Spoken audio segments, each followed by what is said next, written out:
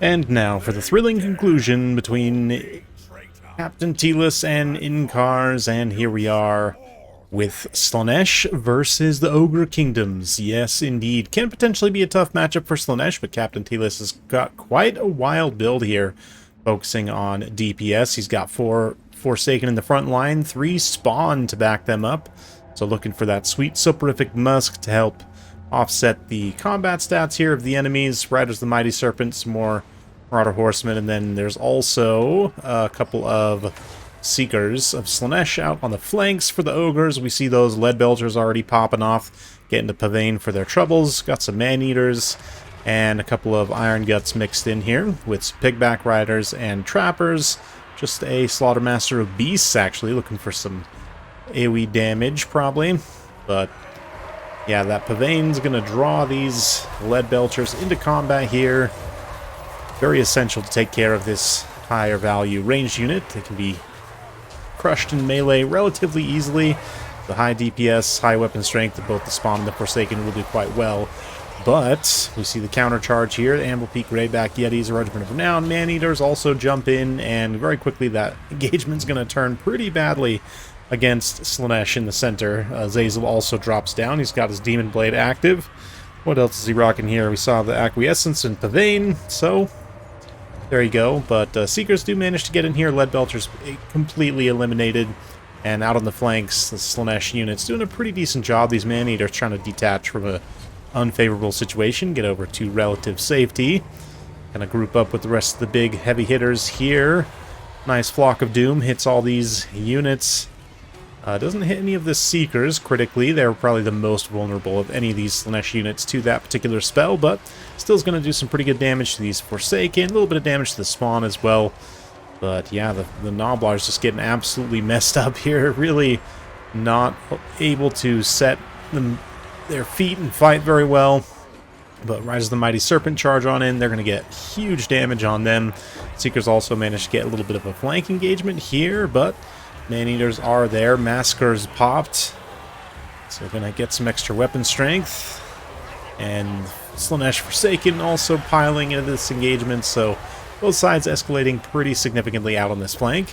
The Man-Eaters, though, lack of armor here will come back to hurt them against those Marauder Horsemen of Slaanesh just sitting off the side here, getting some really nice damage. Amble Peak Greybacks also relatively low armor. They do have a little bit of ward save active right now, but yeah, their Grey Supremacy here gives them some benefit, but they don't have like missile resistance or anything else, so Javelin's definitely quite dangerous here.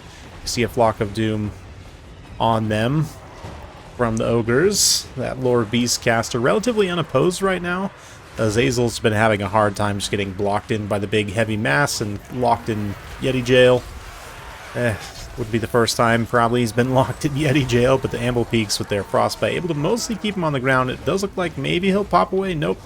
They continue to body block and take some hits as they get a good surround. That being said, the rest of the army for Ogres is struggling somewhat. We've got these Iron Guts here, kind of slowly getting ground down by the Spawn and everything else. Forsaken in support as well. The Pigback Knights just kind of chilled in the back here, wondering where they should go. Ogres ahead on the balance of power right now, but I see some elements of Slaanesh that are still holding on, fighting quite well, trying to take out these Iron Guts over here. A lot of that value is in these Amble Peaks and in the Slaughtermaster, which granted the Amble Peaks are going to be quite dangerous here. Great pick in general. That magic damage cutting through Slaanesh's physical resistance, Frostbite helping to control the movements. So, quite effective so far. Let's see where they head. With a few Pigback Riders in support. Gonna get hit by some Javelins and contacted by some Spawn. Yeah, the Slaanesh Forsaken moving in, so kind of all in to defeat the Amble Peaks with the Slaughtermaster of Beasts. Is he trying to pop an Amber Spear? Rogue Amber Spear over here. Quite wild. Takes a big chunk out of Azazel right there, which trying to just end him rightly. But at the same time, Javelin's continuing to feast here on the Man-Eaters. Trappers definitely need to fight back against them. Seekers also out in the distance have been doing a nice job. Just kind of chasing routing units, staying relatively safe. 131 kills, not quite 1,000 damage value yet, but Azazel gets caught here and now is low enough that he's going to have to be super careful. Another couple of volleys of the trappers, although that being said, during that time, trappers are not using their throwing daggers against the horsemen, and as a result, they're getting really nice volleys into the amble peaks. Man-eaters move into support, finish off those spawn.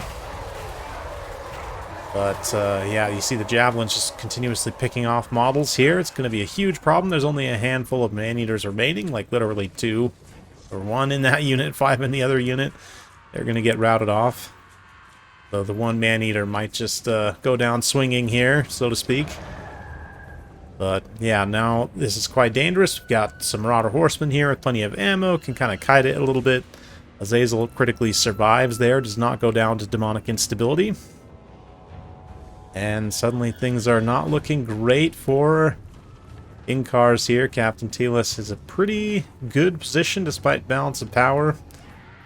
So we'll fast forward a little bit as the javelins use whatever they have left against the amble peaks. We're going to see a rogue charge here from the Seekers. They get hit by a nasty dismemberment. And yeah, then the amble peaks jump in. They're going to be just hard capped on their speed, basically.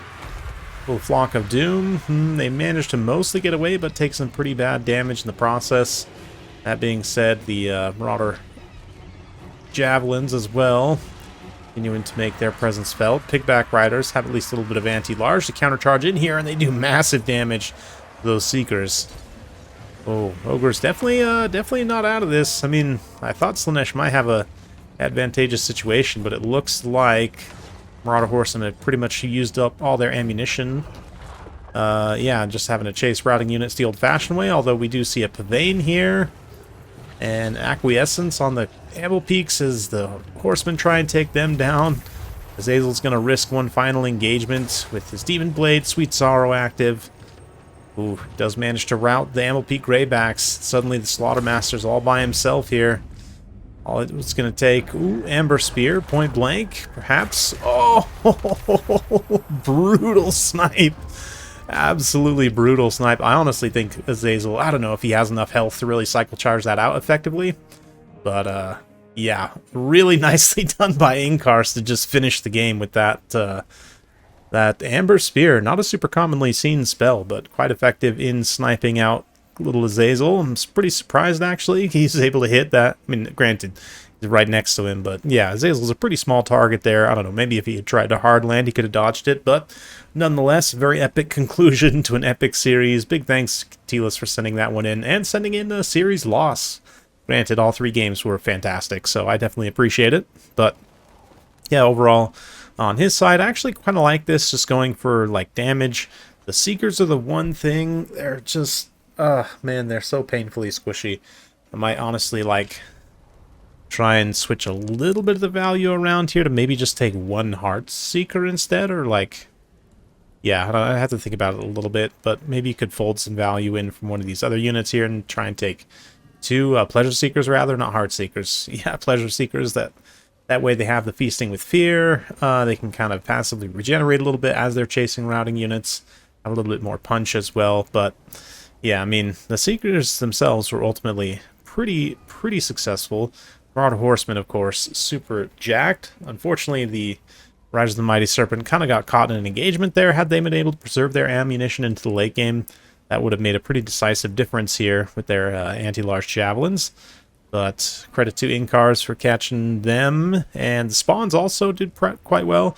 The Spawns and the Forsaken, I think, is definitely a good kind of core for this matchup, potentially.